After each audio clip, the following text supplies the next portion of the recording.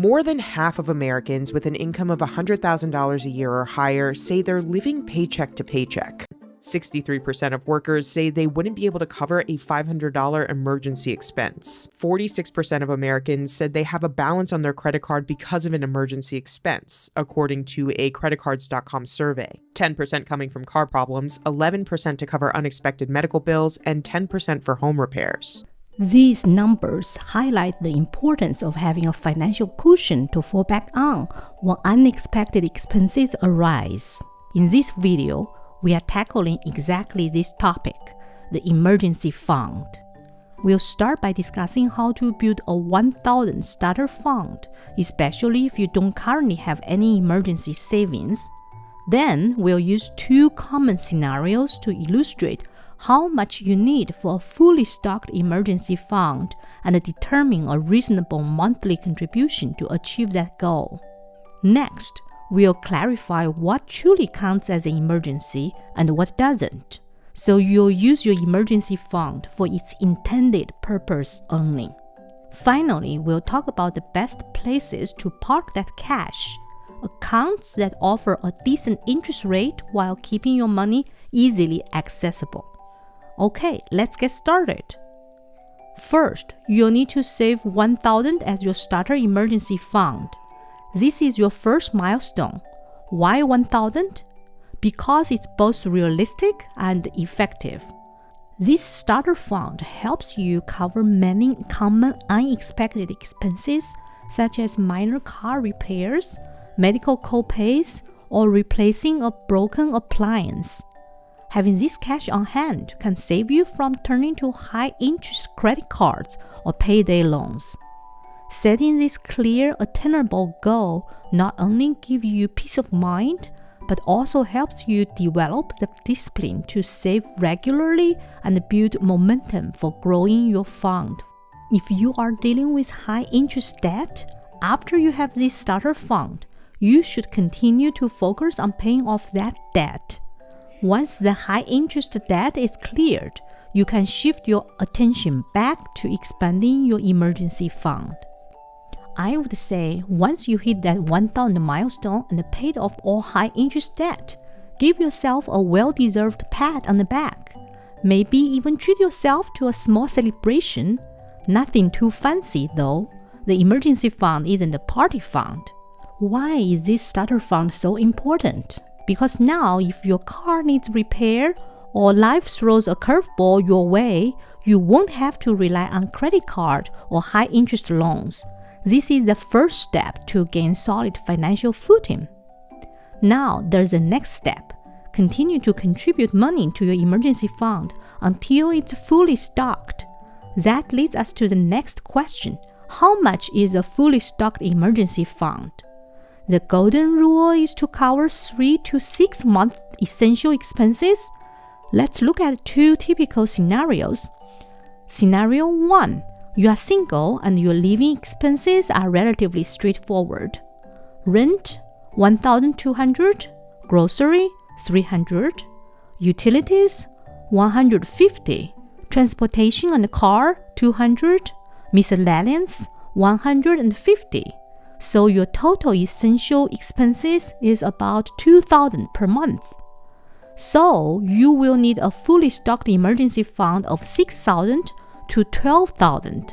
If you are in a stable job, you might aim for the lower end. However, if you are in a less secure position or freelance, it's safer to target 6 months. Now, scenario 2. You have a family with kids. The stakes are higher because you have dependents and likely more significant expenses. Your emergency fund must reflect these additional needs. Your monthly essential expenses may look like this. Rent or mortgage, $2,500. Grocery, $1,200. Utilities, $400. Transportation/car, $600.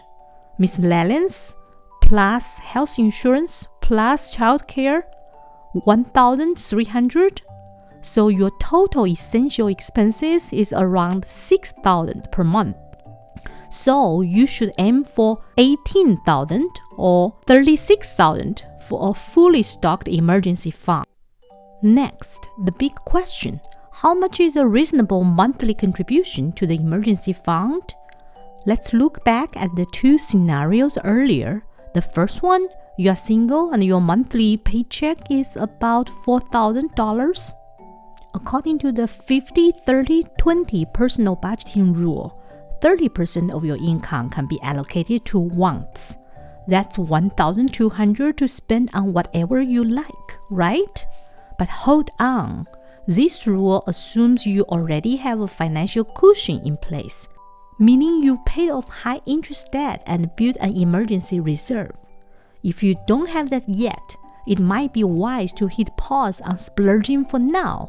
Instead, consider redirecting part of your wants budget, say half of it, toward your emergency fund or high interest debt payment, on top of the 20% of your income that should already be allocated to savings.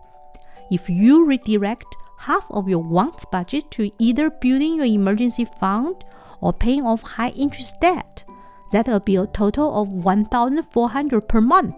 Once your high interest debt is paid off, maintaining this level of contribution would allow you to fully stock your emergency fund, ranging from $6,000 to $12,000 in just 4 to 8 months. And voila, you'll have achieved significantly better financial security. Now, scenario 2. A few years down the road, let's say you've started a family. Congratulations! With the joy and love, you've now got more mouths to feed. The monthly essential expenses are $6,000. Hopefully, by this point, your salary has grown too, or your spouse also bring in a second income. Let's say now you and your spouse bring in $12,000 monthly to home, and you should level up your emergency fund game. Similar to the above scenario, if you can make temporary sacrifices of your wants spendings and set aside a total of 35% of your income, that is $4,200 monthly to your family emergency fund, you will hit $18,000 to $36,000 in just 4 to 8 months. In these few months, while you save up for your family emergency fund, you may need to cut back a few fancy dinners or skip a fancy trip. But remember, you won't need to stress and turn to high interest debt when there's a surprise medical bill or unexpected home repair. The temporary sacrifices today can mean a lot of security for your family tomorrow. I think it's totally worth it. Now let's talk about when you should use your emergency fund. As it goes, emergencies earning legitimate reasons include unexpected medical expenses, major car or home repairs, sudden job loss. It is not for planned expenses like vacations or that shiny new gadget. Discipline is key. Think of your fund as an invisible shield for real emergencies. For a true emergency, if you have to dip into your emergency fund, don't feel bad. It's actually proof that your safety net works exactly as it should be. Just remember, you will need to rebuild it by adjusting your budget and temporarily cutting back your want spendings and maybe delaying big purchases, so that if the next true emergency hits, you still have that safety net there to catch you again. Finally, it is also important to consider where to park that emergency money. You want it accessible, but also earning some reasonable interest.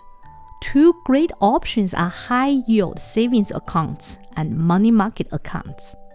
These accounts offer much higher interest rates compared to traditional savings accounts.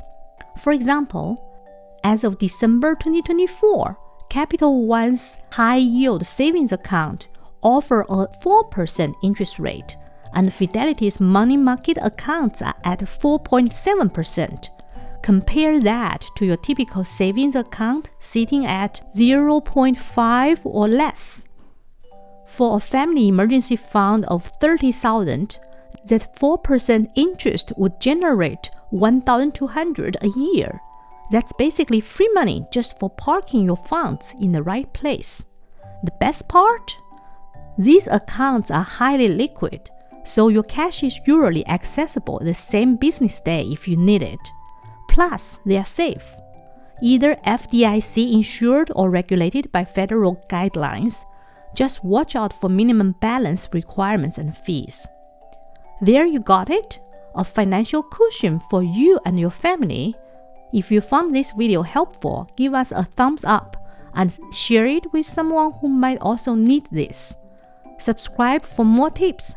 Thanks for watching and see you in the next video.